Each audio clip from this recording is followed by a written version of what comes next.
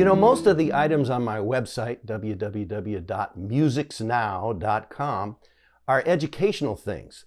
So we've got a lot of books, most of them books that I wrote. We've got DVDs, we've got CDs, all kinds of things for guitar players, mandolin players, banjo players, fiddlers, what have you.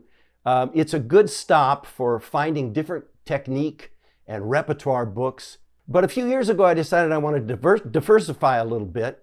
And one of the first things I did was a sticker. And the story behind this, Real Musicians Have Day Jobs, is that I used to work for our Hooley Records.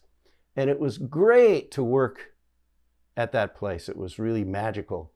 And, you know, all day long I'd work with blues music and Zydeco and Cajun and all kinds of world music, Tejano. A lot of times we'd see the artists would come in to visit. And, but still there were times being a musician when I was sitting behind the computer and my mind would wander and I'd say, gee, I wish I was playing a gig instead of doing this. I wish I was practicing instead of doing this. And I thought of this idea, wait a minute, real musicians have day jobs. And I said, you know, that's a funny thing. Maybe I should put that on a sticker of some kind. And I really wanted to make myself go through with it just so that I was doing something different than working at our Hooley Records. So I had some of these printed up and it turned out to be the biggest seller I've ever had. Not of stickers, but of anything. I've sold thousands of these, go figure.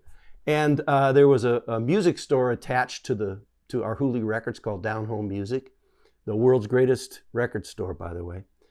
And they took some, and they took some more, and took some more, and took some more. So I just bring them to work and restock them. They'd pay me a little money for them. I also had a couple of distributors.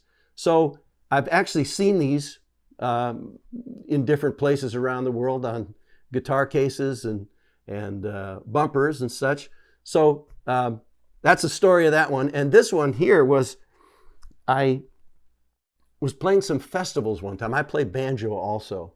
And I would notice that, not necessarily when I took the solos, but when banjo players played, it just made people happy and they just scream and yell and applaud. And it was, you know, a cool thing. So I thought, banjo, God's gift to a lonely planet.